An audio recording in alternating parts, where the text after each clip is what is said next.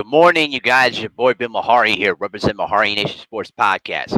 Much love to the entire LDBC and the entire basketball community. If you want more basketball content, tune into Basketball Conversations every Friday night, 9 p.m. Central Time. This is where we discuss basketball-related topics, news, debates, and everything else in the world of basketball. If you're new to the channel, make sure to hit the subscribe button, hit the bell icon to get all the latest notifications when I start dropping videos and live streams.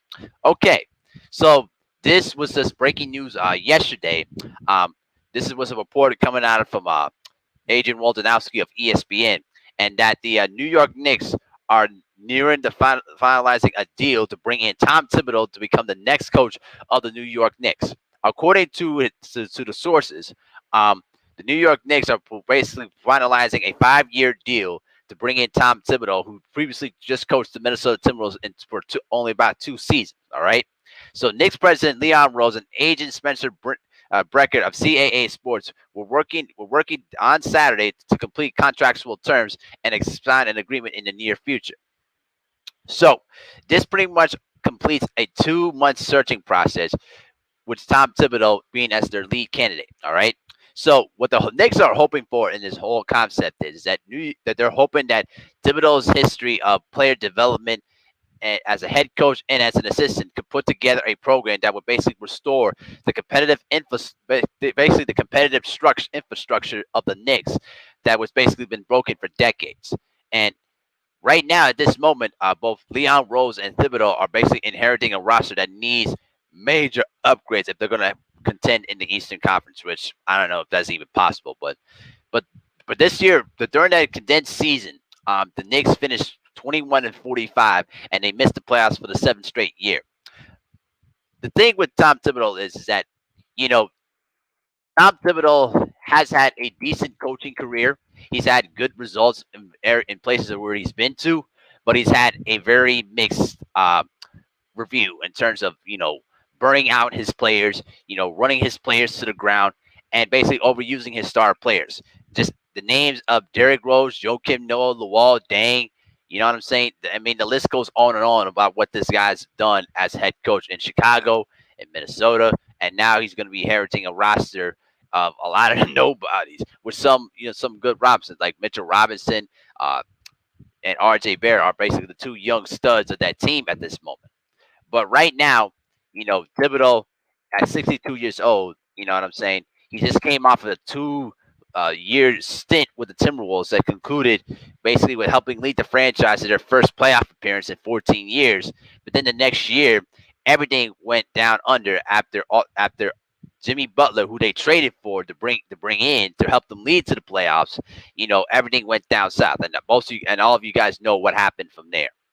But in his 5 seasons with the Bulls, he helped them lead to the Eastern Conference Finals in 2011. He was Coach of the Year, and he helped lead Derrick Rose to the MVP award in 2011. And unfortunately, everything went down south when he tear up his knee in 2012. Then everything went downhill afterwards. Basically, Tom Thibodeau was running guys to the ground, playing overusing them the minutes, not using his core play, not using the bench players a lot. I mean, those were all the things that pretty much derailed his time in Chicago. And he was pretty much trying to do the same thing in Minnesota. He was bringing in some of the same guys that were previously in Chicago to Minnesota. And even though he helped them lead to the playoffs that second year, the third year did not work out too well because Jimmy Butler tested the manhood of basically of Karl Anthony Towns and Andrew Wiggins, and they failed miserably and they got rolled over. And that's why Jimmy Butler got shipped to Philadelphia for that matter. Um, to me, it's not a bad hiring. You know what I mean? I mean, there's been some people that pretty much think that this will be a good hiring for not just for Thibodeau, but for the New York Knicks. But I just look at the Knicks as basically as an unfixable situation, unless they can get a couple of star players like LeBron James and Chris Paul to come over to New York, then maybe that could change things. But I don't know. I don't know what they can do to try to rebuild some of the roster rebuild the roster that they have at this particular moment. You know what I'm saying? And let me just say this on the side there. Once again, Mark Jackson does not get another chance to become head coach, which we go back to the same situation from square one, which is a base of Mark Jackson is clearly being blackballed. This was a guy that helped lead the Warriors to what they were currently right now. You know what I'm saying? And the fact that he is not given another chance to become head coach is just disappointing to me. And why is it that a lot of other teams are not calling up the phone lines to give him interviews? It just does not make sense. So Tom Thibodeau could get a third chance to become a head coach, and Mark Jackson doesn't. I mean, it just doesn't make sense. But to stick to the story at hand here, okay?